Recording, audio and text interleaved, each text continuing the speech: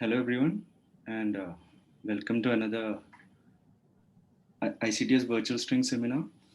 We are happy to have Soumyadeep from Hebrew University with us today, and he's going to tell us about thermal order in large and conformal gauge theories.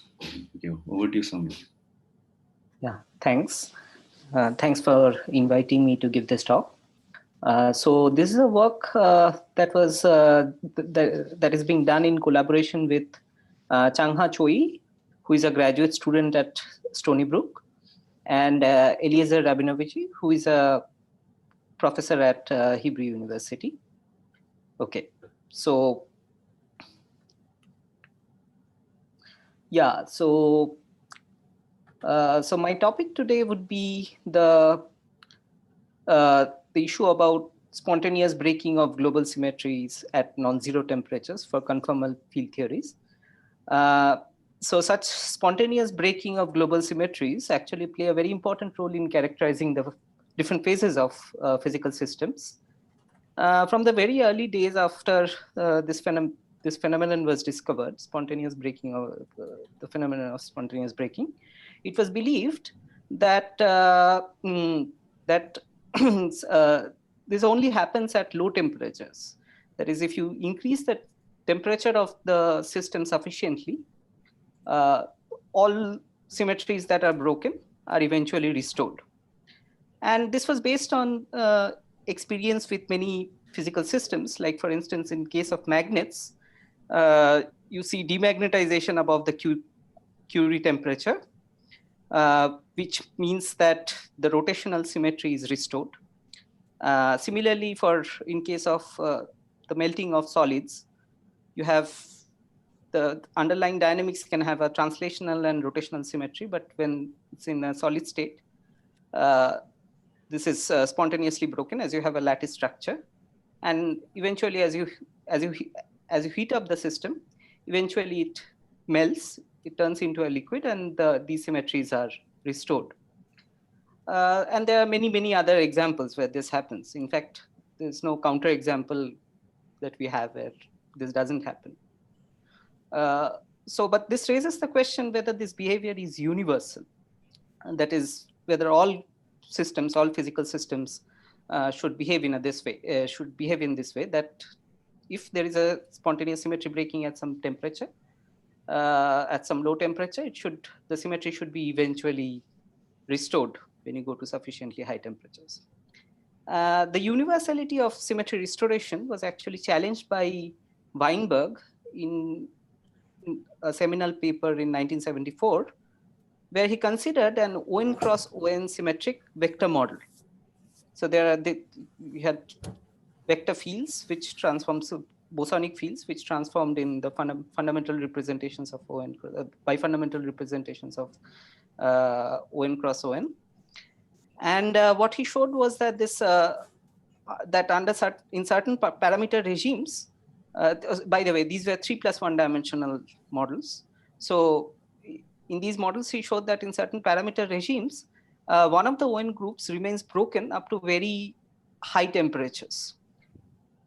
But this result could not be extended to arbitrarily high temperatures because the theories that were considered were UV incomplete. And many other works that were done on this issue, on the issue of symmetry restoration or non-restoration, suffer from the same limitation, that is, they are UV incomplete. And hence, one cannot ask questions about arbitrarily high temperatures. There have been some more recent works which show symmetry non-restoration in some disordered systems. And in some holographic setups, it has been shown for some metastable vacua. So in case of disordered systems, the problem is that the theory is not unitary. The system is not described by a unitary evolution. So, and in case of metastable vacua, obviously the question remains that whether this phenomenon can be observed for the true thermal vacua in systems. So no conclusive example of that kind has been found as yet. So yeah, recently, sorry, my internet connection is showing that, can you guys hear me? Yeah, you're audible. Okay. Yeah. So, so recently we found, just a few months back, we found an example of a model in fractional dimensions, which demonstrates such a symmetry non-restoration. So the archive number of this work is given here, and an abridged version of this work also was also published in PRL with this title, Symmetry Breaking at All Temperatures. If you guys are interested, you can have a look at it. So these models basically were ON1 cross ON2 symmetric vector models, quite similar to the kind of models that Weinberg considered. But they were defined in 4 minus epsilon dimensions. And we were working in N1, in the regime where N1 and N2 were very large and epsilon was small. So in this regime, we found that when these two ranks are unequal, that is, say, for instance, N2 is less than N1, there exists Wilson-Fisher fixed points for which the ON2 symmetry is broken down to ON2 minus 1 at non-zero temperatures, at any non-zero temperature. Okay. So since a CFT has no intrinsic scale, if a symmetry is broken at any non-zero temperature, it remains broken at all temperatures, because for there to be a symmetry, so if there is a symmetry restoration at some temperature scale, there must be some intrinsic scale that determines it, right? So in case of a CFT, if you don't have such an intrinsic scale, and hence it is sufficient to show that the symmetry is broken at any one temperature to conclude that it remains broken at all temperatures.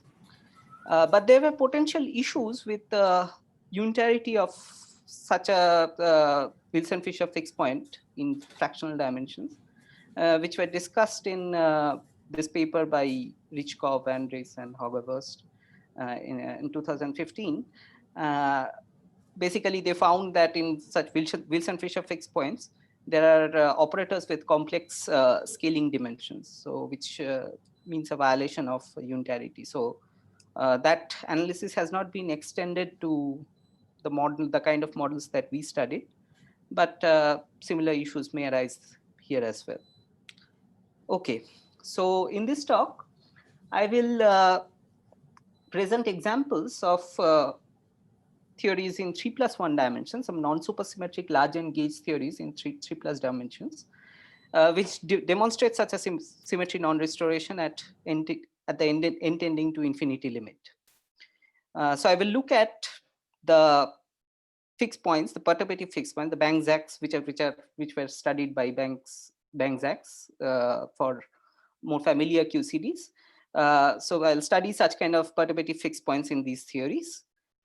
I will show that these theories have a remarkable feature, that is, although they are non-supersymmetric theories, there is a conformal manifold in this limit, in this planar limit, in the intending to infinity limit. There's a conformal manifold which has the topology of a fixed circle.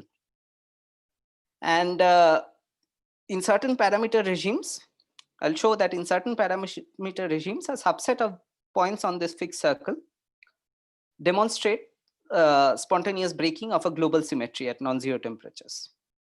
I will also show that this symmetry breaking is accompanied by Higgsing of a subset of the gauge bosons in the theory, which means that the system remains in a Brout-Englert-Higgs phase, at all temperatures. And this is what in short, I will call it a persistent BEH phase, because if you increase the temperature, it remains Higgsed. It doesn't, yeah. So that's the reason for calling it a persistent BEH phase. Okay. So, is there any question? Yeah. So I have a question. Yeah. Is this lack of supersymmetry necessary, or? No. I mean, it's an example. It's not necessary per se. We studied particular examples of systems, and there we found this phenomenon, and those examples happen to be non-supersymmetric. And when you say points on the circle, do you mean like discrete points or like bits of regions? regions. Actually, I will show that there are it's not discrete points. These are intervals in the on the circle. Okay, thank you. Is there any other question? Okay, so if not, then I'll proceed. So let me now describe these models. So these models have two sectors basically, and in each sector there's a gauge group which has the form GI cross GI. Okay, so I'm using this index I to label the two sectors, and these GIs in each sector can be either SONCI or SUNCI. So if it is SONCI, then we'll call this model the real double bifundamental model. Why I'm calling it a double bifundamental model and real double bifundamental model will become clear in a moment. And if it is a SUNCI, the model, we will call the model complex double bifundamental model. And these two ranks in the two sectors, NC1 and NC2, can be unequal. So the matter content in each of these sectors comprises of two sets of massless fermions, each of which has NFI flavors. So we are looking at the matter content of the ith sector. So there are NFI flavors of massless fermions, and there are two kinds of massless fermions, such massless fermions. So each of them transform in the fundamental representation of one of the GIs and is invariant under the other. Okay. There is also, so these are the psi I and chi I fields. Okay. The P superscript denotes the flavor index. In addition to these fermions, there are NCI cross NCI matrix. There's an NCI cross NCI matrix of massless scalar fields phi I, transforming in the bifundamental representation of GI cross GI. Okay. So for the real double bifundamental model, these fermions are Majorana fermions, and the scalars are real scalars. And for the complex double bifundamental model, the fermions are Dirac fermions, and the scalars are complex scalars. So there's no, so first of all, the matter fields in each sector, they are singlets under the gauge transformations in the other sector.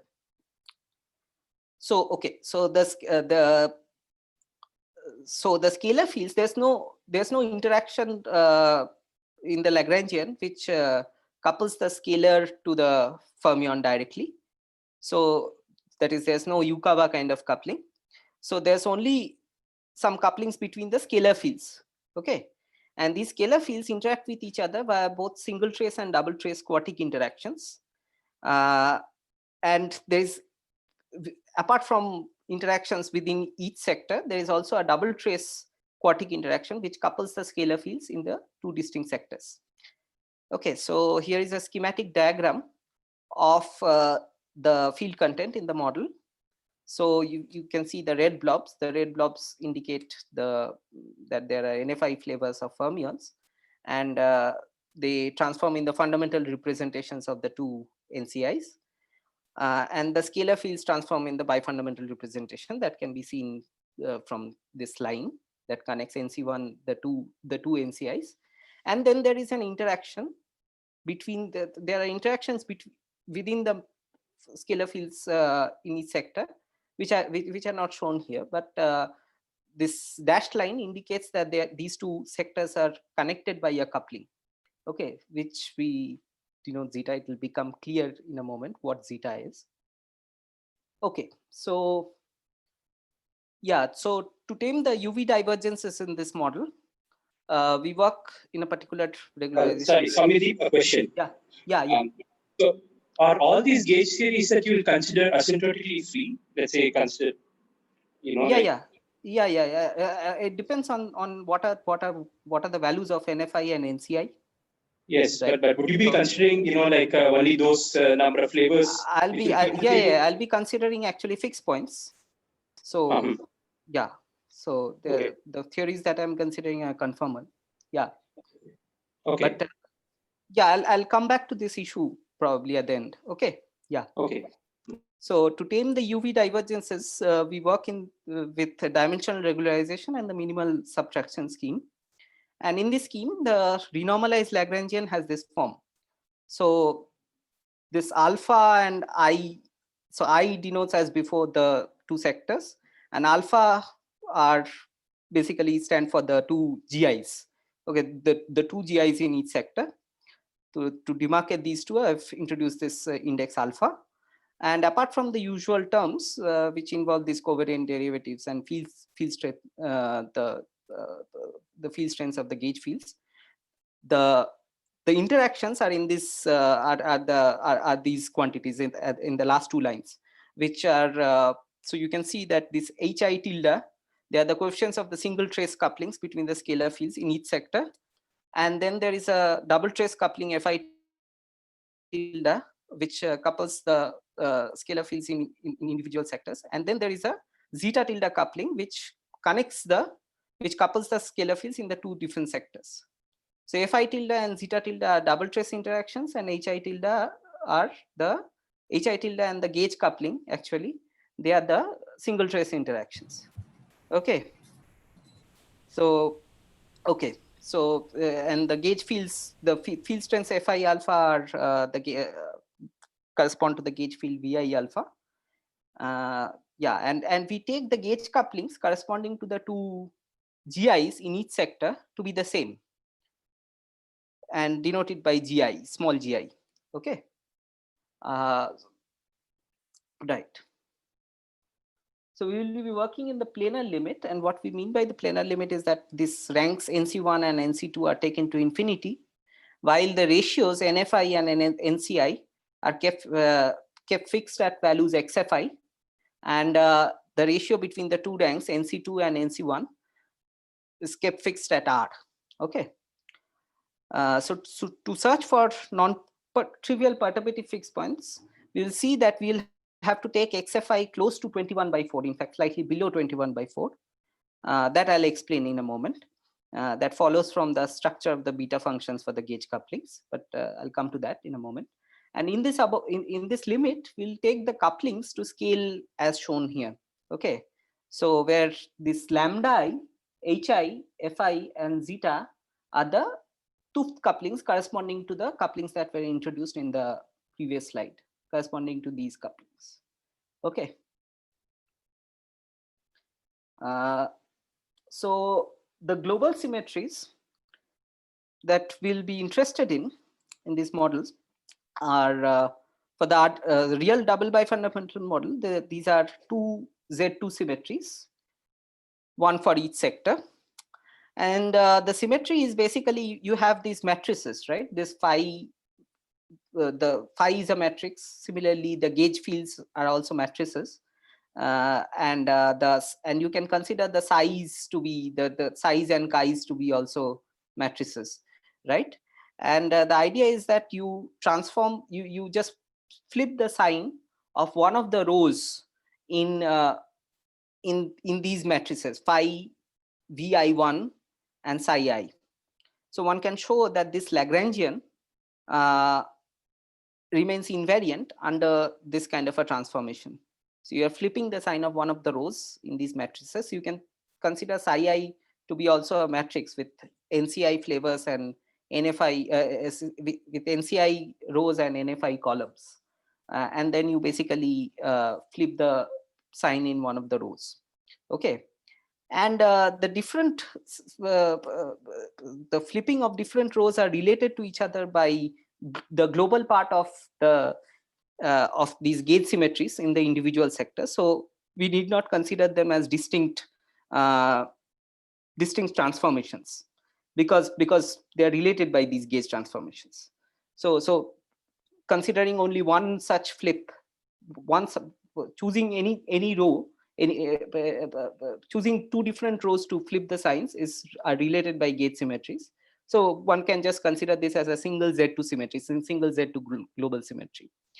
And for each sector, we have one such Z2 symmetry. For the complex double bifundamental model, there's a U1 symmetry. Again, one for each sector. There's a U1 symmetry. There are two U1 symmetries actually, one for each sector. And the transformation is simpler. Here we just multiply phi I, the whole matrix, all the elements in phi I by e to the power I alpha. Okay. And the order parameters for these symmetries in both the models can be taken to be determinant of phi I. And since it's a composite operator, one has to renormalize it and then take the expectation value in a particular state. Okay. And since this order parameter is such a composite operator consisting of NCI number of fields, and which is a gauge singlet, so these operators can be thought of as baryonic operators, and hence we will call these symmetries baryon symmetries because the order parameter is a baryonic operator. So one point is that here we are not dealing with fermions, but rather bosons. But again, I mean, it's a composite of the order parameter is a. Sorry. Hello, Soumyadeep, Yeah. sorry, question. Yeah. So in this complex model, Yeah. you don't transform the fermions, is it? No. You only transform the scalars. I'm just transforming the scalar fields. In fact, Okay. one could consider a similar transformation in the real double bifundamental model also, where you just take phi to minus phi. Then there's no problem with that. The only thing is that this determinant may not capture it, because this determinant of phi would then be, it would depend on whether NCI is odd or even.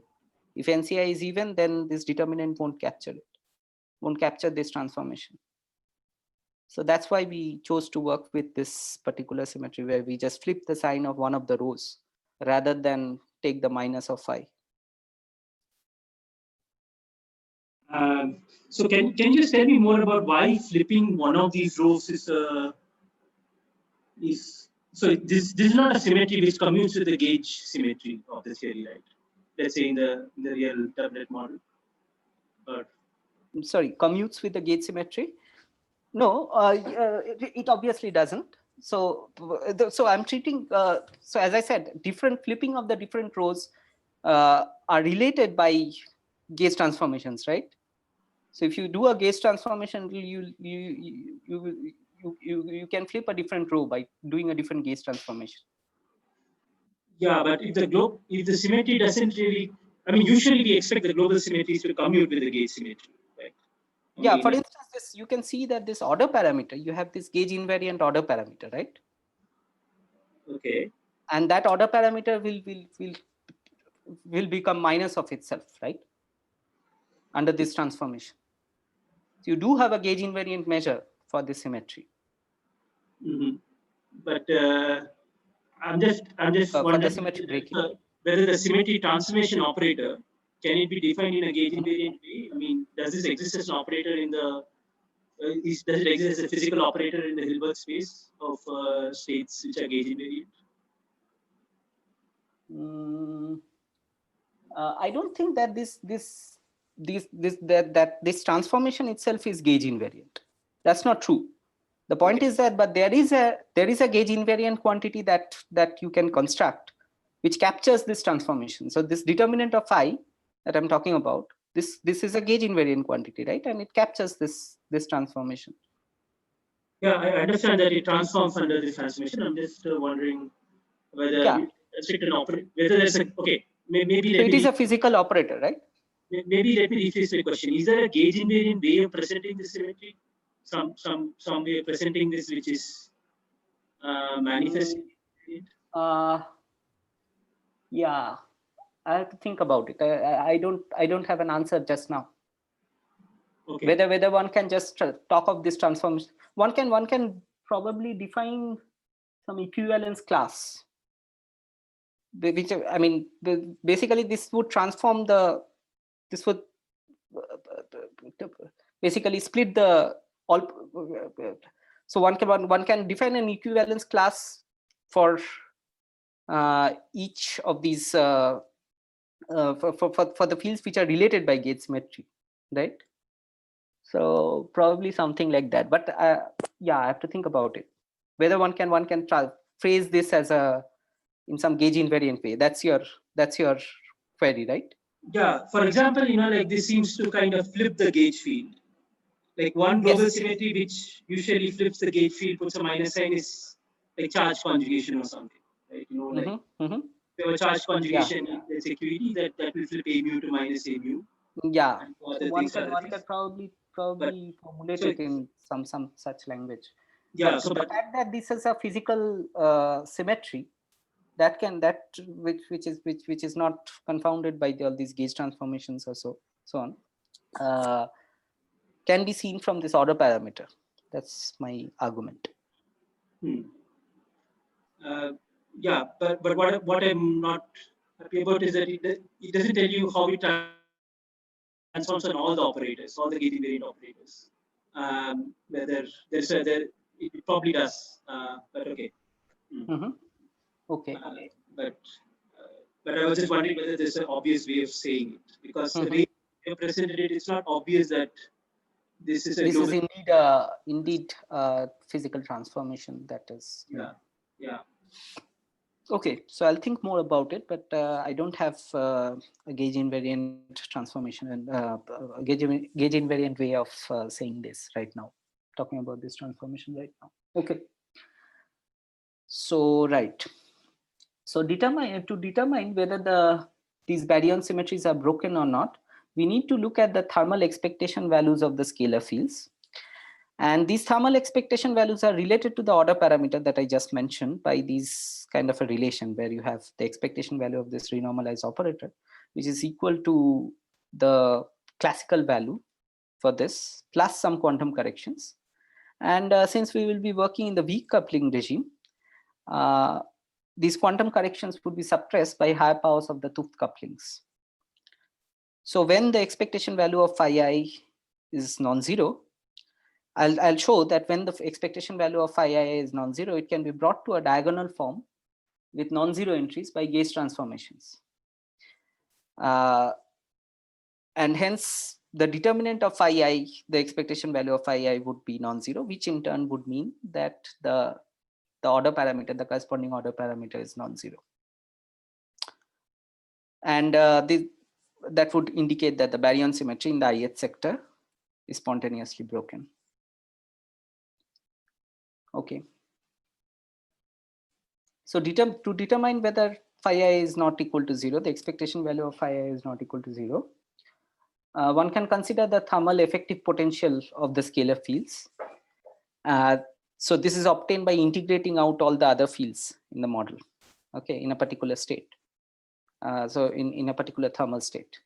So, and up to leading order in perturbation theory, this potential has quadratic and both quadratic and quartic terms. And the quartic terms have this form. So there's no correction over the Lagrangian that I showed you. All corrections would be higher order in the 't Hooft couplings. Okay. And for the theory to have a stable vacuum, we need these quartic terms to be bounded from below. And as I will argue that this is indeed the case for the fixed points of the double bifundamental models.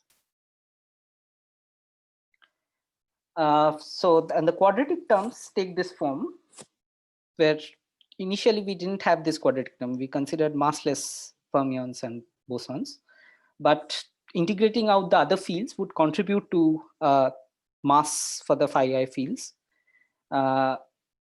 and this is a temperature dependent quantity, okay, which we call thermal mass square. And this receives from contributions from tadpole diagrams of the form shown here. At zero temperature, such massless tadpoles. So all the fields, as I mentioned, all the fields here are massless. So such massless tadpoles vanish at zero temperature in dimensional regularization. But in a thermal state, there are non-zero contributions from these tadpoles because of Matsubara modes. Okay. So one point to note here is that this quantity in thermal, although I'm calling it a thermal mass squared, this need not be positive. It depends on what are the contributions of such kind of diagrams. And if either m thermal 1 square or m thermal 2 square are negative, then the minimum of the effective potential would lie away from the origin in the field space, and that would indicate a non-zero value of phi1 and phi1 or phi2, which in turn would mean that the respective baryon symmetry is broken. Okay. So now I'll discuss whether this m thermal square. So I'll eventually discuss whether this m thermal squares can be negative for any of the fixed points of the double bifundamental models. So let us begin by looking at the real double bifundamental model first. And to determine the Banks-like fixed points in this model, you'll have to go at least up to 2 loop terms in the planar beta functions of the gauge couplings. And for the quartic scalar couplings, it will be sufficient to look at just the 1 loop beta functions. Okay. So the 2 loop planar beta functions of the gauge couplings have this form. Okay. So the lambda I squared term is the 1 loop contribution, and the lambda I cube is the 2 loop contribution. And from this expression of the beta function of lambda I, you can clearly see that if you want to search for perturbative fixed points, you need to take lambda I close to you need to take xfi close to 21/4. This first term has to be small, right? And so this is here you can see that lambda I is equal to 21 by minus 4 xfi by minus 27 plus 13 xfi, and we need to choose this. We need to work in this regime where xfi is 21/4 minus epsilon I. Note that lambda I has to be positive because it is related to by a proportionality constant to gi square. Okay, so the 't Hooft couplings, I defined these 't Hooft couplings here. So you can see that lambda is related to gi square, so it has to be positive. And hence we need to work just below 21/4 in order for this to be positive. Okay, so and the 1 loop beta functions of the quartic couplings in this n tending to infinity, NCI tending to infinity limit are of this form. So we will now see what kind of fixed points are admitted by these 1 loop beta functions. So first setting beta hi equal to 0, which is this expression to 0. So we get hi, we get a solution for hi in terms of lambda I. And note that in this beta function of hi and lambda I, the couplings, the double trace couplings fi and zeta didn't enter. So I will show that this persists at all orders in the planar limit later. Okay, so and plugging the above solutions of lambda I and hi into beta fi and beta zeta, we can solve. Then we can solve for the remaining 2 couplings, which are fi and zeta. And so in general, so this will be a quadratic equation, right? Here we have some quadratic equations involving fi and zeta. These two in the beta functions of fi and zeta, these are quadratic equations. By setting them equal to 0, we will get some quadratic equations, and in general the roots will be complex. Okay, so to get a unitary fixed points, so if the roots are complex, then we'll get complex couplings, which means that the Lagrangian is not real, and hence it will lead to a non-unitary fixed point. Okay, so to get a unitary fixed point where the 2 sectors are coupled, because that's the interesting case. Otherwise, we could have just studied models with just one of the sectors without any coupling between them. So we are interested in keeping this coupling.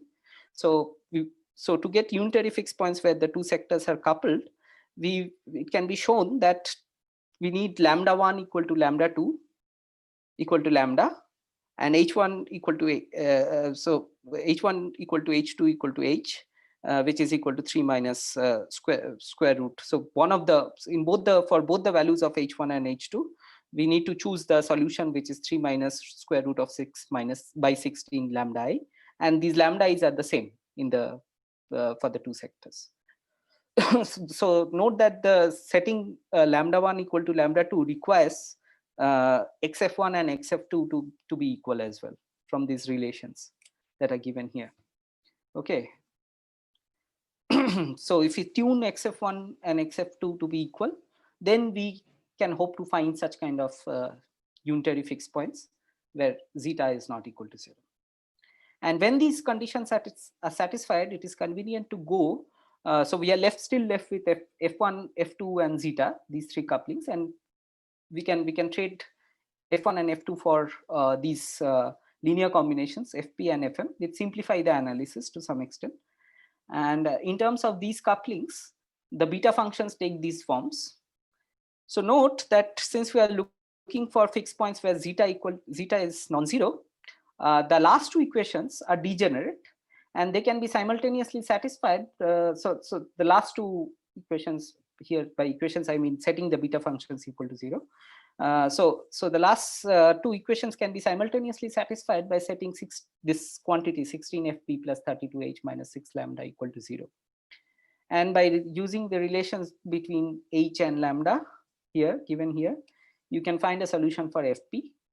What is interesting is that when you set that other beta function, the remaining beta function, that is the beta function for fp equal to 0, you get a fixed circle instead of, so now obviously you have two remaining variables. This degeneracy just fix the degenerate equations just fix the value of fp, but we still have fm and zeta. And what one can see from by setting beta fp equal to 0 is that this fm and zeta, they are constrained to lie on a circle, okay, which satisfies this equation. Okay, so I'll argue that this fixed circle also survives at all orders in the planar limit. Okay, so let's look at the thermal effective potential of this case. Yeah. So you actually have like three parameters, right? You have a zeta, fm, and lambda. Yeah, but I'm doing the perturbation theory in lambda. Mm-hmm. But and lambda is also fixed in terms of this, right? Lambda is fixed in terms of the parameter, the xf. XF. Okay, yeah, you can treat lambda for the XF. Yeah. But don't you have like three parameters? I mean, like a three parameter set of fixed points at large n in this limit? No, just two, bro. Because we have one degeneracy that leads to a line. Yeah, I'm just trying to understand. So let's say zeta, fm, and xf. But we choose xf to be a certain value. xf is an external parameter that you are that defines the model, right? Okay. Mm-hmm. Yeah. Okay, so this right. So I'll show that this fixed circle survives at all orders in the planar limit. And now let's look at the thermal effective potential for this fixed points. So we had H, which was equal to, so there are certain constraints. So this potential takes this form. You can see in the last line. I should have probably put it at the beginning, but in the last line, you can see this form. So I've denoted phi I transpose phi I by rho I here. And then it has this structure. So you can see that each of these quantities, the trace rho I transpose rho I and trace rho I whole square, trace rho 1, trace rho 2. Since rho I is a positive definite matrix, all of these quantities will be positive. So then it is sufficient to show that H individually is positive. The F's are positive, the F1 and F2s are positive. And the determinant of this quantity, this coefficient matrix, which is related, the coefficient matrix for trace for this thing, for this matter, trace rho 1 for the quadratic terms in the traces. So that is positive. That is sufficient to show that that this potential will be positive definite. So to see that, you can first note that H is 3 minus square root of 6 by 16 times lambda. And that is greater than 0 because lambda is greater than 0 and the coefficient is positive. And the FIs are given by this FP plus minus FM. And that would be greater than or equal to FP minus mod FM.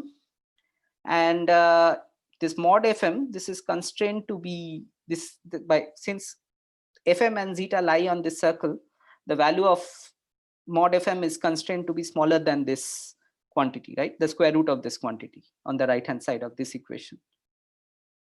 And by using this, you can show that the Fij's are smaller than 0.6165 lambda, which is greater than 0. Sorry, if Fij, the Fis have to be greater than this value. Okay, so which means that they will be positive definite. And finally, you can look at F1, F2 minus zeta square, which is the determinant of the coefficient matrix for the trace ρi, the quadratic terms in the traces. And that F1, F2 minus zeta square can be written as Fp square minus Fm square minus zeta square. We have already found what are the values of Fp and what are the values of Fm square plus zeta square. So we can substitute that and see that it's positive. Okay, so we conclude that this potential is stable. So now we look at the contribution of one loop diagrams to the thermal masses. Okay, and these contributions are of this form. So this okay, so these are the structures of the thermal masses, and since Fm and zeta are related by this equation where they lie on a circle, so we can just write Fm in terms of zeta, and I've here introduced a normalized version of zeta, which is which is z, which is zeta by lambda. Okay, just to pull out a factor of lambda. Okay, so whatever is left is independent of now the independent of the tooth couplings, and one can see which are the points where the thermal masses can be negative. And the two possible signs here come from the two branches of Fm. Fm can be plus minus. Since it lies on a circle, we can choose choose it to lie in either of these branches. Okay, and z is constrained to be in this range because zeta has a bound, right? Zeta lies on we are considering points on a circle, so zeta has a bound, both a lower bound and an upper bound, and the corresponding normalized version also has that. Okay, so let's now consider the case where the two ranks are unequal, and without any loss of generality, we can take NC2 to be the second sector to have the smaller rank. Okay, and this means that R, the parameter R, which was NC2 by NC1, that is less than 1. Okay, and one can show that in this regime, where when we take R less than 1, for all the fixed points, the thermal mass of the first sector is positive. But the thermal mass in the second sector, the thermal mass squared in the second sector, can be negative only when R is below a certain upper bound, okay, which is given here. And the fixed points for which the thermal mass in the second sector are negative are given here. Okay, so it's slightly complicated, but there's a structure. As I mentioned, there are intervals in the fixed circle where the thermal mass can be negative, the thermal mass squared can be negative, and these intervals are given by this quantity Z01 and Z02 and Z minimum. Z minimum is the lower bound on the value of Z, which is given here. It's minus square root of 18 root 6 minus 39 by 16, and Z01 and Z02 are two quantities which are given here. Okay, these basically correspond to the points. Z01 and Z02 correspond to the points where the thermal mass, this m thermal 2 square, that is equal to 0. Okay, and so yeah, and this bound on R appears from a similar constraint that so one can show that unless there are some such zeros in the thermal masses, there's no regime where there's negative. So one can find this bound by demanding that there are zeros in this interval. Okay, in this the zeros of the thermal masses in the on the fixed circle. Okay, so the essential idea is there are some points which are enumerated here where m thermal 2 square can be negative. Okay, so for the fixed points at which m thermal 2 square are negative, we can find the thermal vacua by determining the minima of the potential. And by applying appropriate gauge transformations, these thermal vacua can be brought to this diagonal form, as I had mentioned earlier, where phi1 is equal to 0 and phi2 is proportional to this diagonal matrix, which has the first element can be plus minus 1 and the rest are 1. And hence from this we can see that the baryon symmetry in the second sector is broken. Okay, whereas the baryon symmetry in the first sector remains unbroken at any non-zero temperature. And there are two gauge inequivalent vacua, which are the two vacua correspond to these plus minus signs. And these are again related by this broken baryon symmetry. Okay, these two vacua are related by the broken baryon symmetry. And for each of these vacua, the residual gauge symmetry in the second sector is SONC2. This can be seen by considering gauge transformations of this form O1 cross O2, which leave the vacuum, each of these, any of these gauge inequivalent vacua invariant. And this condition would relate O1 and O2 as follows, demanding that these two are, that this leaves the vacuum unchanged, relates the transformations O1 and O2. So we have only one orthogonal transformation which is independent. And hence the gauge symmetry is reduced to SONC2. Okay, so this reduction of the gauge symmetry in the second sector implies that half of the generators in that sector are broken. And this in turn means that half of the gauge bosons in that same sector are Higgsed. And hence the system exists in a Brout-Englert-Higgs phase at all non-zero temperatures. Okay, so this is the story about the real double bifundamental model. Let me quickly go through the similar analysis for complex double bifundamental model. And this analysis is simplified by a duality between this model and the real double bifundamental model in the planar limit. This duality rests on the idea of orbifolding a parent theory to obtain a daughter theory. In our case, the parent theory is a real double bifundamental model with ranks 2 NCI in the two sectors and 2 NFI flavors of fermions. And the daughter theory is a complex double bifundamental model with ranks NCI in the two sectors and NFI flavors in the fermions. And the idea of orbifolding is to identify a discrete global symmetry in the parent theory and project all its field to the components that are invariant under this symmetry. Such components are called neutral components, and the operators constructed out of them are called neutral operators. And one can, so the point is that you take the Lagrangian of the parent theory and retain only terms in that Lagrangian which involve these neutral operators and throw out the rest of the terms. And one can then show that by this procedure, you can obtain the Lagrangian of the daughter theory after some rescalings of the couplings, which have to be done to take into account the projections. So you're projecting the fields into certain components. So to take into account such kind of projections, you have to rescale the couplings appropriately, and then you have a dual daughter theory. So what do I mean by this duality?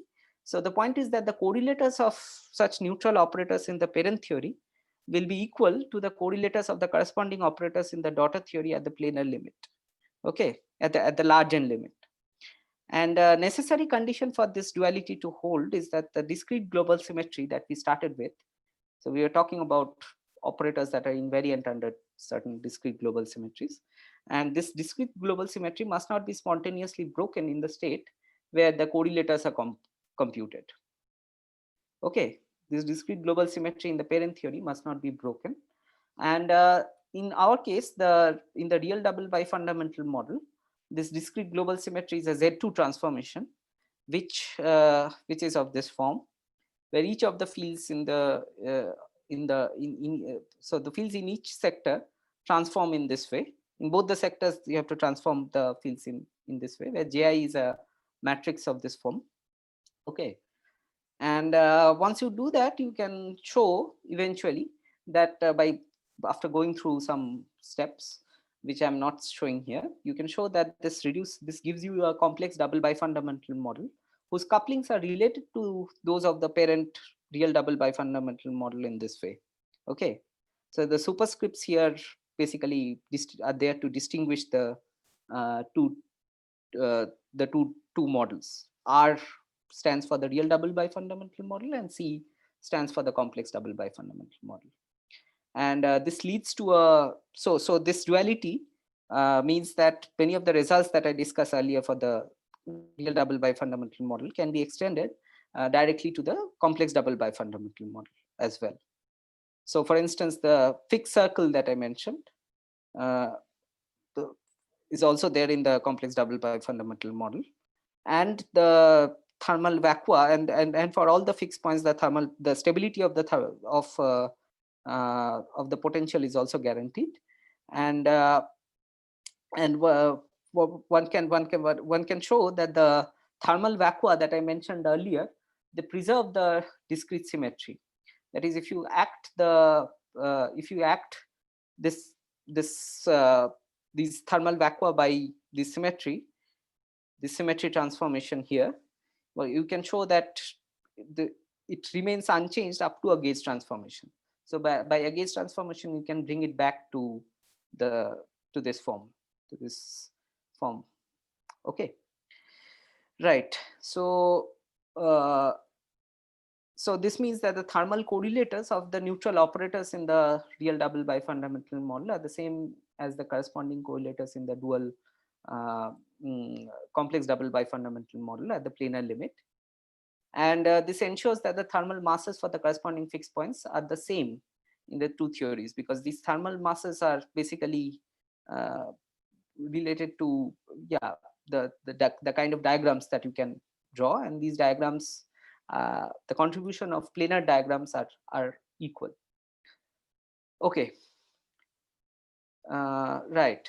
So again, so from this duality we have from this duality and the equality of the thermal masses for the corresponding fixed points, we again get a set of points on this fixed circle, which where this m thermal 2 square can be negative.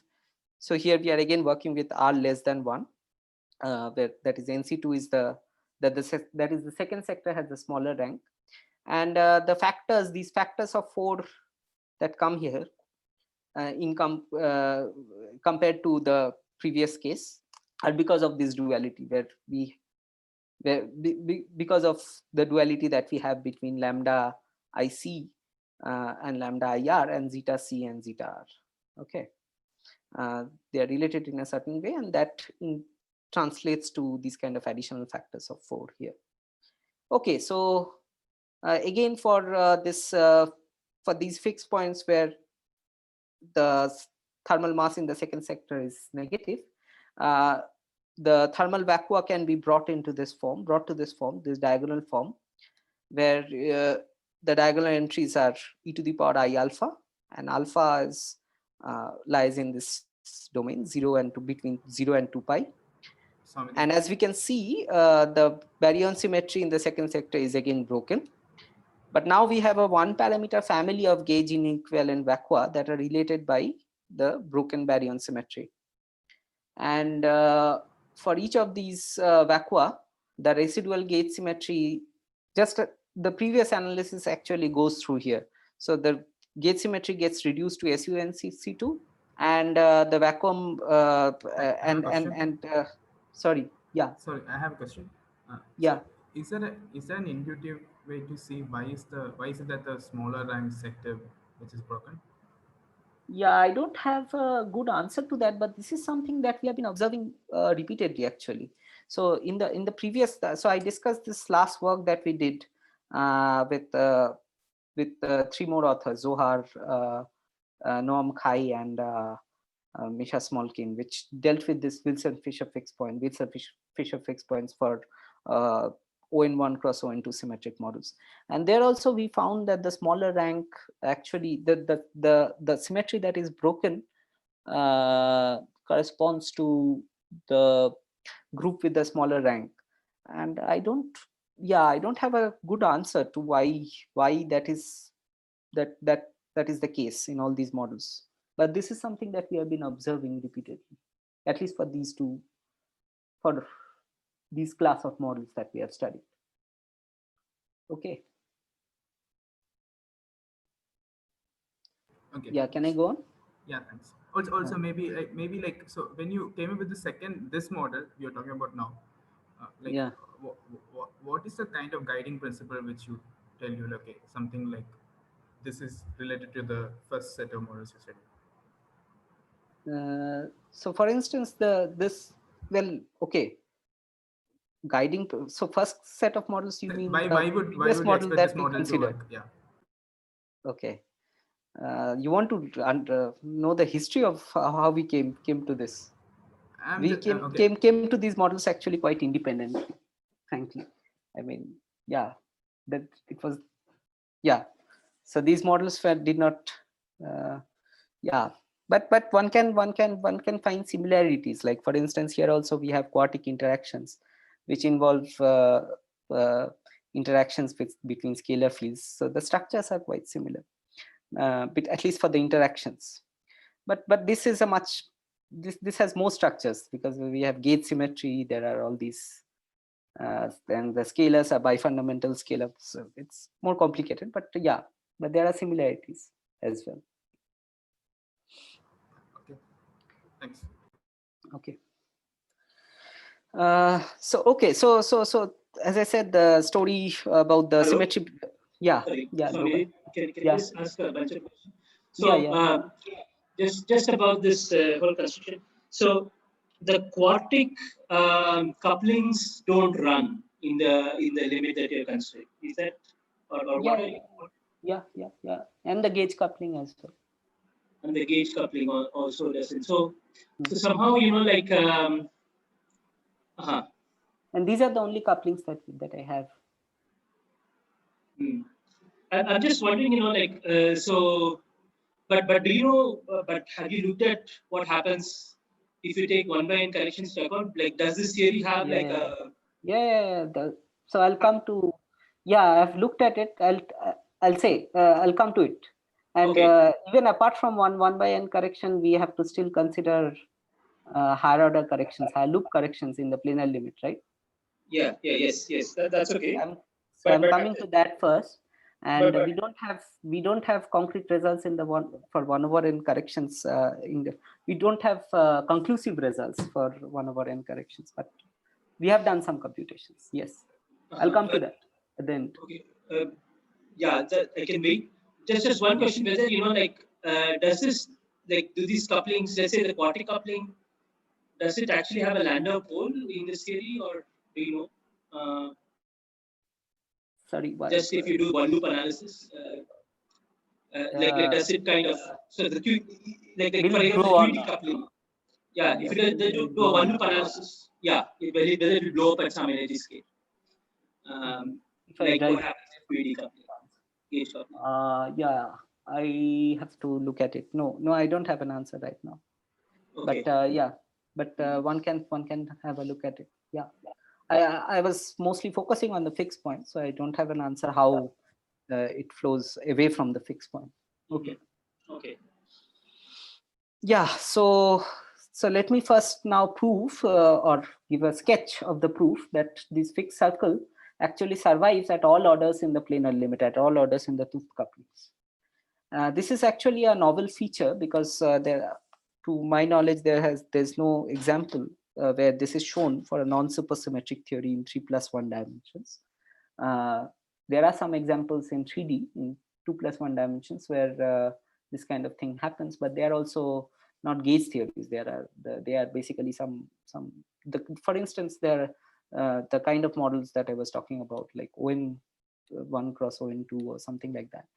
So these kind of models for these kind of, and also in the previous model that we studied, like in fractional dimensions, there we saw that that in the intending to infinity limit, there's a conformal manifold. But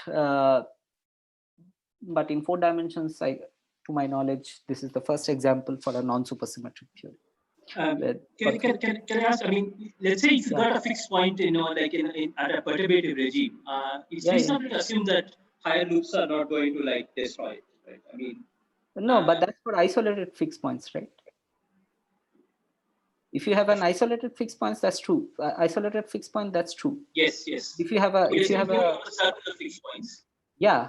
So I'm saying if you have a fixed circle, the higher order corrections can lift the circle. No, I mean not all the points on the circle need to be on the need to remain fixed points, right? I'm That just are wondering correct if for isolated fixed points. confirmation theory, like you would expect that there can be only small corrections. They cannot be like. But Yeah, that's true. That's true. But that argument holds for isolated fixed points. But if you have a fixed circle, there can be small corrections, but that just make it non-zero, right? The fixed that it won't remain a fixed point. This I need to understand. Can it But if you have an isolated fixed point, that means that the small corrections is going to change the location of that fixed point, right? Yes. But here, all corrections can actually lift the degeneracy, and you can be left with some isolated set of fixed points. Yeah, I would maybe think the small corrections can make a circle into some other closed curve, but it might not change the topology. But I might be just wrong. Like in this case, we small corrections do that, but there's no generic reason to expect that. That's what I'm saying. So here we have to argue that there's this fixed circle actually survives at all orders. Okay. Because there's no a priori, there's no reason to just believe that it survives. And the argument is somewhat non-trivial actually in this case. Anyway, so what one has to show is that this degeneracy that we saw in the equations, that is there for at all orders. That's what led to this fixed circle, right? Instead of an isolated set, instead of an isolated set of fixed points, we found that there was a degeneracy because of the proportionality between beta FM and beta zeta, right? And that could not be, that need not be true a priori. There's no reason to expect that will hold so all orders. Yeah, maybe let me just understand what you're saying. So basically, saying that there's circular fixed points is saying that if you sit at any one of them, you have some kind of a marginal operator, marginal deformation, which kind of takes you around, right? So the question is, I guess you're asking is whether, okay, if it is marginal till let's say 2 loops in the planar limit, can you prove that it is marginal to all orders? At all loops, yeah. All loops, yeah. Yeah, that's the point. So you're worried that whether this operator can get some dimension or something? Yes. But some 3 loop order. All orders, yeah, at some higher order, yeah. Okay, I guess okay, yeah. I don't know of an example where like you don't get an anomalous dimension in first 2 loops, but maybe yeah. But of course that's a yeah. Like for instance, this kind of example for one loop beta functions, I mean conformal manifolds for one loop beta functions were already studied a long time back by many people actually. I mean there was a paper by I guess Kiritsis in 2009 where they talked about this one loop beta function, the conformal manifolds for one loop beta functions, but there was no proof that this survives at higher loops. So here we provide a proof that at least for these models, the fixed circle survives at all orders. Is that okay? Okay, thanks. Yeah. Okay. And also is the claim that it remains circle in some sense? It remains a circle topologically. We have not checked whether it remains exactly a circle or not, but the one loop and 2 loop beta functions, they confirm that it has to have the topology of a circle, right? So yeah. So maybe if it is circle topologically, you can redefine couplings to make it always as a circle. I don't know, but yeah. Okay, so we will have to look at the planar diagrams that contribute to these beta functions, and from the structure of these planar beta functions, we will also see that these beta functions are independent of this ratio between the ranks NC2R equal to NC2 by NC1. This R independence would ensure complete symmetry between the planar beta functions of the couplings in the 2 sectors. because the only other quantity that could have led to, so I'm going to prove that the beta functions are independent of R. And we have already seen that that the only other quantity that could have led to an asymmetry, that is xf1 and xf2. So if you had chosen different values of xf1 and xf2, there could have been an asymmetry. But we have already seen that when zeta, if we search for unitary fixed points with zeta not equal to 0, we have to set xf1 equal to xf2.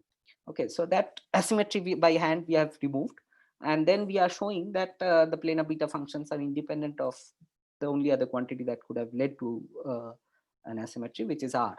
Okay, so hence the beta functions in the two sectors are symmetric.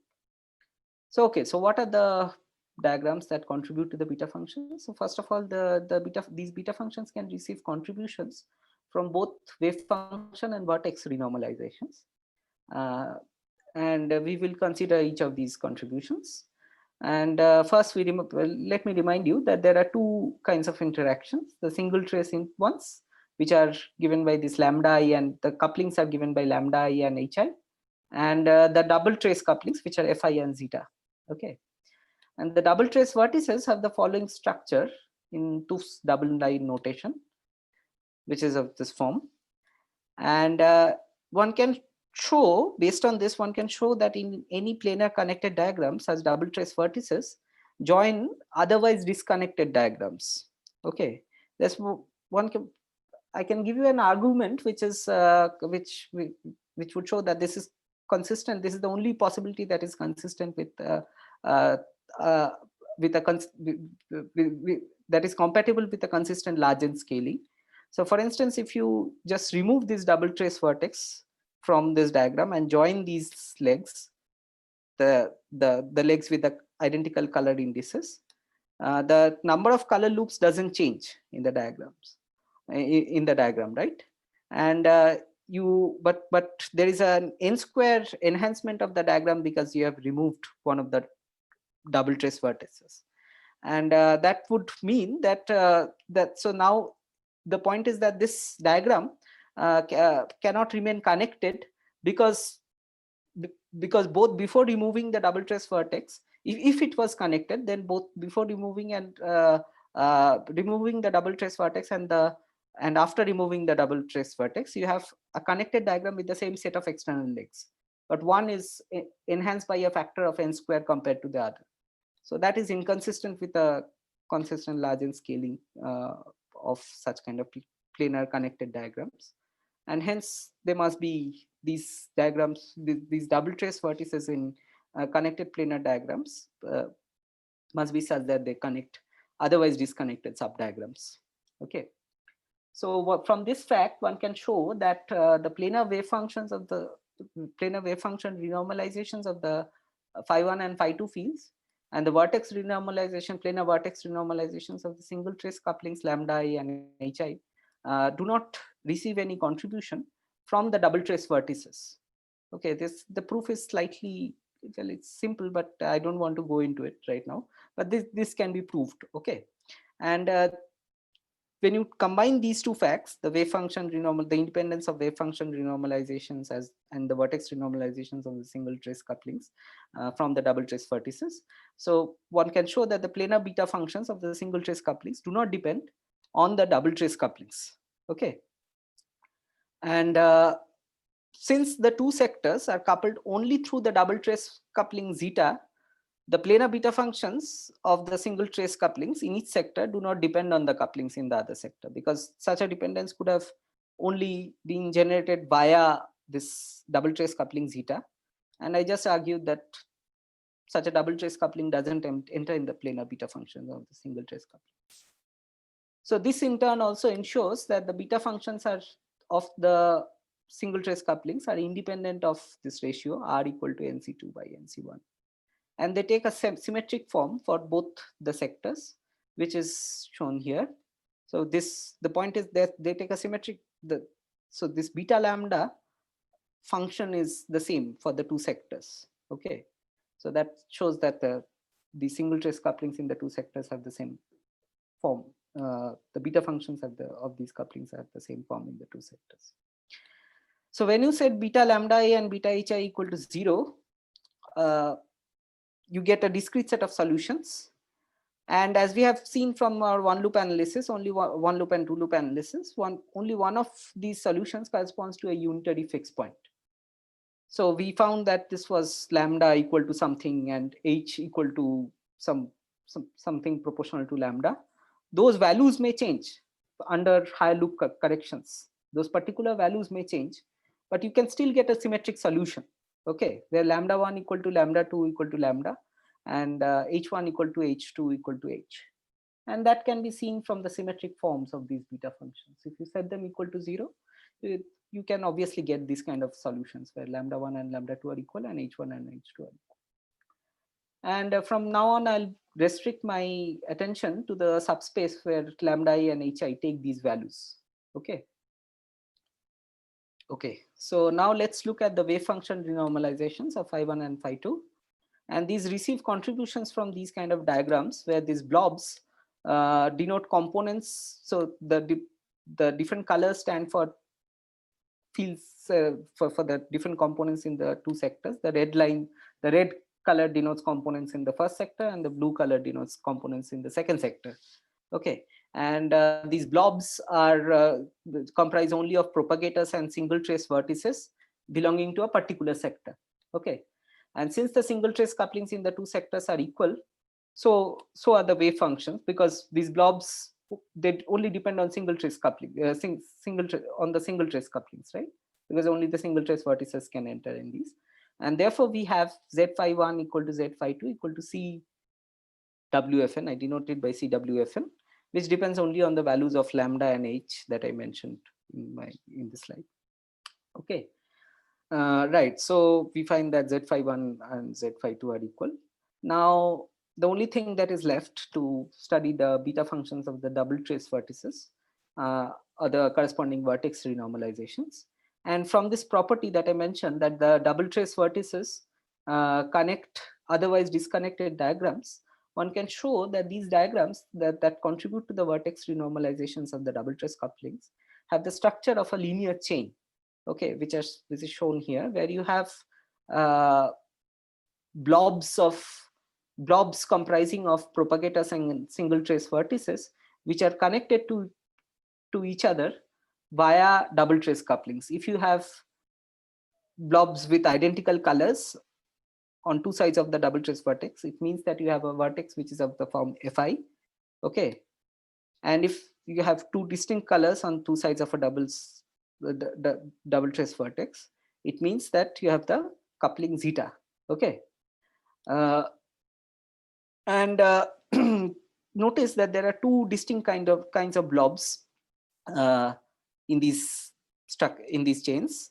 Ones which lie at the end,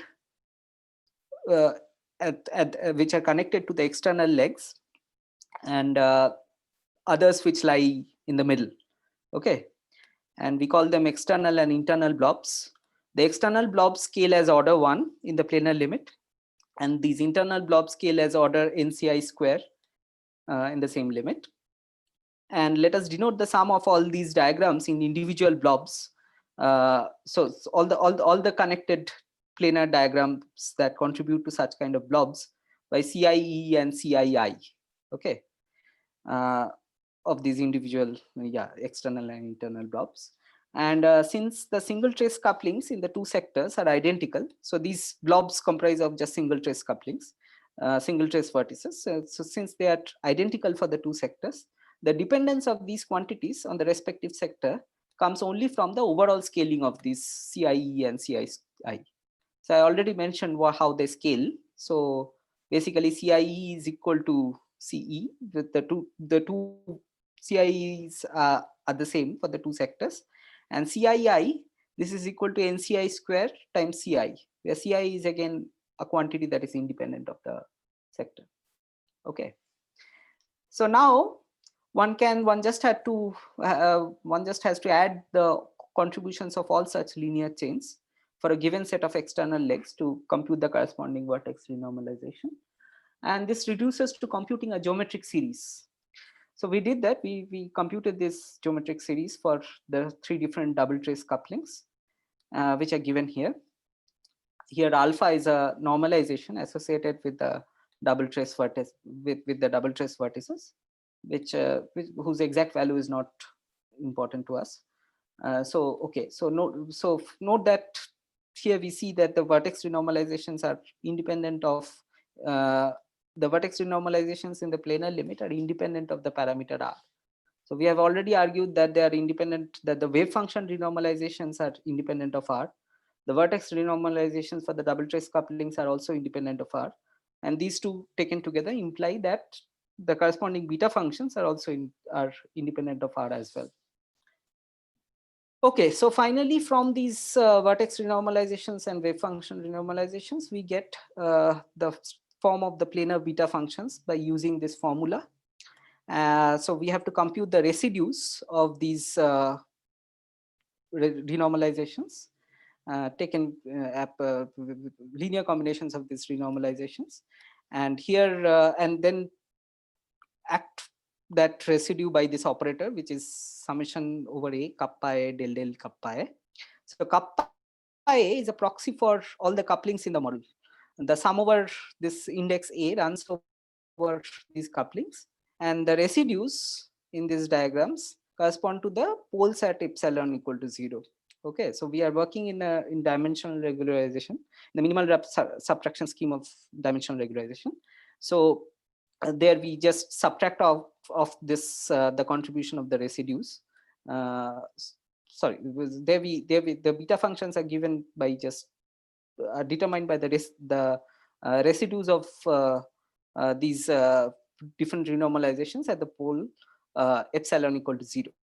Okay, and from these expressions of beta f1 and beta f2, we can obtain the beta function for fm, and the forms of beta fm and beta zeta are given here. Okay, this just follows from the vertex renormalization, that is, so you take these vertex renormalizations and the wave function renormalizations and just plug it in this equation. Okay, and you can show that beta fm and beta zeta has this form. So from this we can see that beta fm is actually equal to fm by zeta, beta zeta. So hence, if we search for fixed points with zeta not equal to 0, we will get a fixed line instead of a discrete set of points. And from the analysis of the one loop beta functions, we have already seen that this fixed line has the topology of a circle.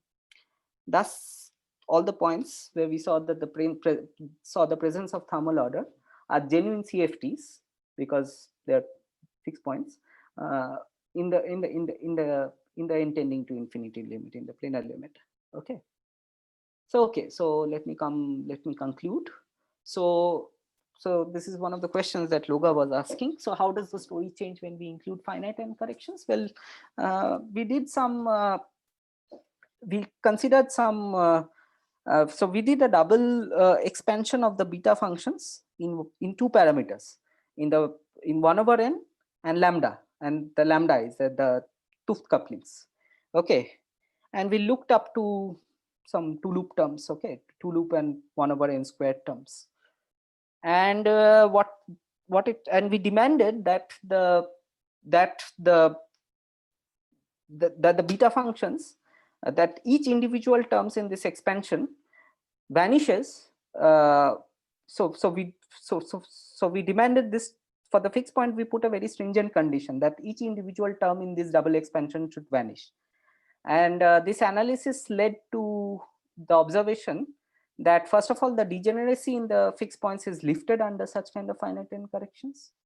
And the only fixed points that survive under this kind of corrections, seem to survive under these kind of corrections, are fixed points where when the 2 ranks are unequal, the only fixed points that seem to survive in this under finite n corrections are the ones where the 2 sectors are decoupled.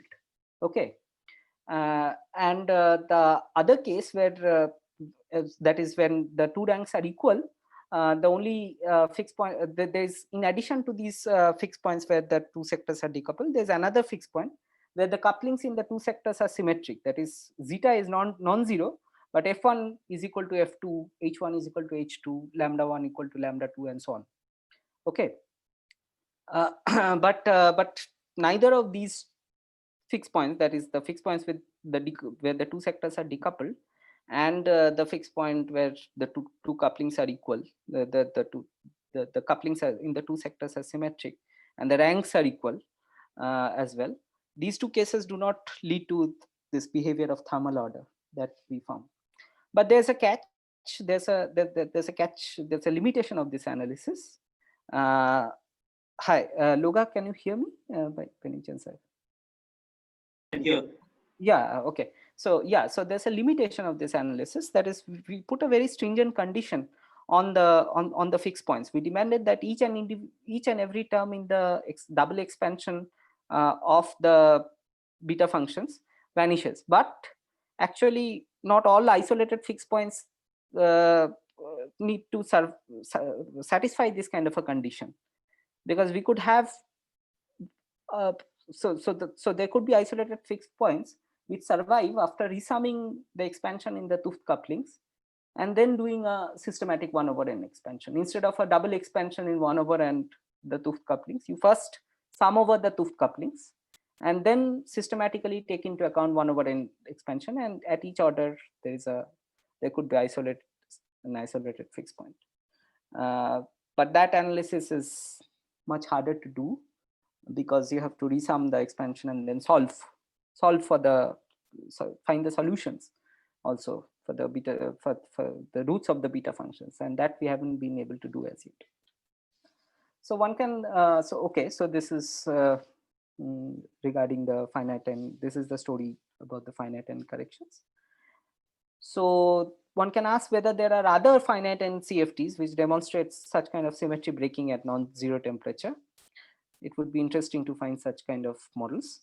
And one can also try to find whether there's some universal feature of this class of CFTs, like the kind of thing that there was a question just now, that you find that these groups have some structure, right? Like, for instance, there is there's a product structure of the groups that we are studying, and then there's one has smaller rank, and the sector and the symmetry that corresponds to the smaller rank gets broken. What are the such universal features? Can one try to identify such kind of universal features and prove them by some kind of techniques, like bootstrap techniques may be useful in this regard? I don't know, but yeah, something along that line might be useful.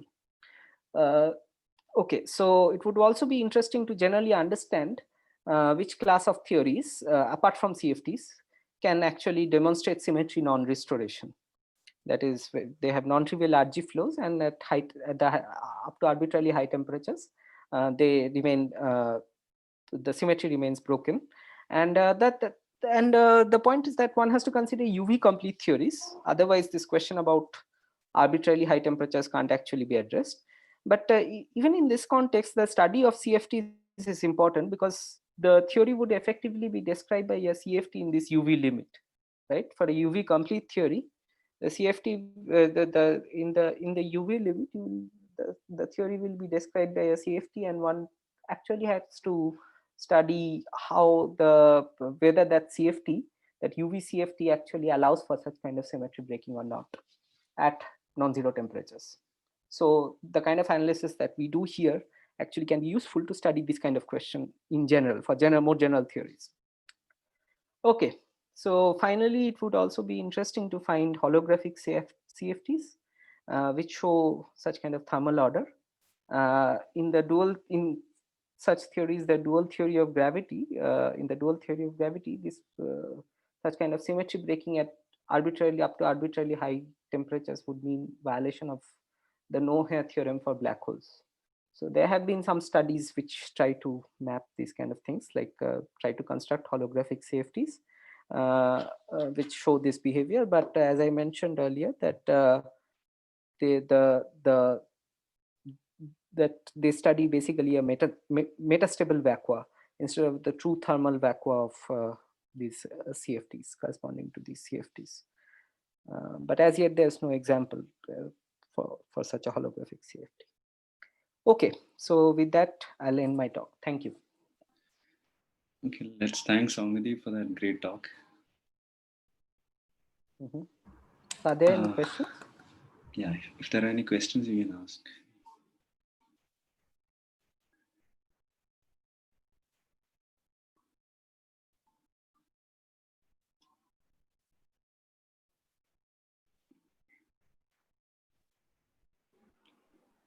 Okay, I had a question.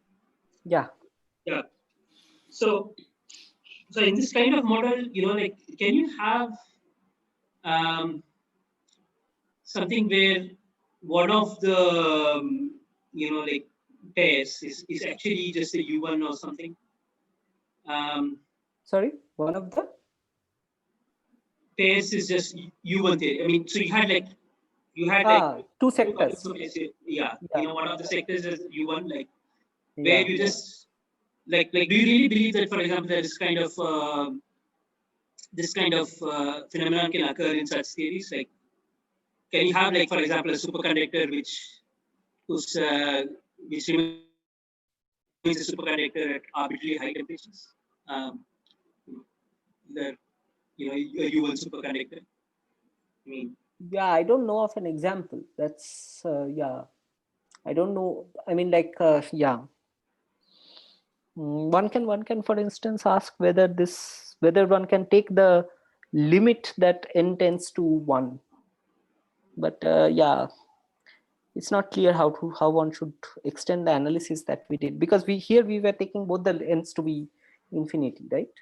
So yes. you can first of all go from SUN to UN. You can take instead of considering SUN, you can try to consider UN, but that removes this U1 additional U1 symmetry, global symmetry. It becomes part of the gauge symmetry, right? So yeah, but what is the global symmetry that you are thinking of here? You're talking. I'm not entirely sure. I'm just asking whether there are such models. Like No, this there's I no think example. No, there's no example as yet. I don't know of any example. I mean, yeah, this study of such kind of models where such kind of CFTs where thermal where you have symmetry breaking in a thermal state, that is new. No, I mean, like I don't know of much work in this line of research. Our paper was probably the first paper which explored this kind of question for CFTs. There have been earlier works which study theories which are flowing, but for CFTs, I don't know of too many works. I think roughly my question corresponds to maybe taking this R parameter to 0 or something. Yeah, I understand. But what is the global symmetry in that case? First of all, you are trying to take you. I understand your question, because this is something that we tried to do with our previous model as well. Because in 4 minus epsilon dimensions, we would try to take this epsilon going to 1 limit. Okay, and there's this theorem by Mermin, Wagner, Coleman, etc., where they say that continuous symmetries cannot be broken at finite temperatures in 2+1 dimensions. So we tried to take the only other possibility where you have a Z2 symmetry, okay, where you have where ON reduces to Z2. But the problem with this kind of an analysis is that, I mean, it's hard to, yeah, we have not done any such analysis, first of all, but one needs some kind of technique to do that. So you can probably think of this as something that is probing a bath, right? You have one sector that has a large number of degrees of freedom, and one that has much smaller degree of freedom, set of degrees of freedom, and some probe, some system that is probing a bath, a thermal bath. Maybe some kind of physical picture of that sort. But yeah, but I don't know. We have not done any computation, any concrete computation in this line. If you look at our previous paper, there's some discussion at the end of it where we discuss this kind of a scenario, and but we haven't been able to come up with anything concrete on that as yet. but it would be nice to have some kind of a handle on this kind of scenario where you have something probing a thermal bath, the large number of degrees of freedom. Yeah. So yeah, this also like kind of relates to something that Akhil asked before, which is that like why is it that it's always a smaller group where you have a non-restoration or something? Is it like the bigger group is doing something which is forcing the smaller group from like not going to a symmetric state? Maybe, but I don't have a good answer right now, but I'll think more about it. Yeah. Okay, thanks. Yeah. Can I just make a comment? Like this thing, I don't know if it makes sense more from some holographic perspective. Like you have some two side, like two black holes or something, and then if a condensate forms, it always forms on the side of the smaller black hole. Sorry. Yeah. I'm just saying, like this symmetry breaking, which says the smaller rank object should get a expectation, sounds like something which can be like, maybe it's like, okay, nice to explore from a holographic perspective. Like you have a double black hole system, and if for some reason if a condensate forms or a black hole develops here, this kind of says that okay, it should be the smaller black hole, right? Smaller black hole. Yeah, Because I don't know whether it means smaller black hole, but yeah. I guess, Akhil, if you want to have two different ends, it's like having two different cosmological constants or something. Yeah. Or two different Newton's constant, whatever, non-dimensional. So that's like one thing you can maybe do is like connect two ADSs with two different cosmological constants, and put black holes in here and there, and then connect them and ask where will the condensate form, and then whether somehow smaller cosmological constant or bigger cosmological constant would decide where the condensate is more likely to form. Maybe that's one way of rephrasing what Akhil is asking. Yeah. Yeah, that. Yeah. Yeah, I would like to actually understand this in more detail with some concrete example. Yeah.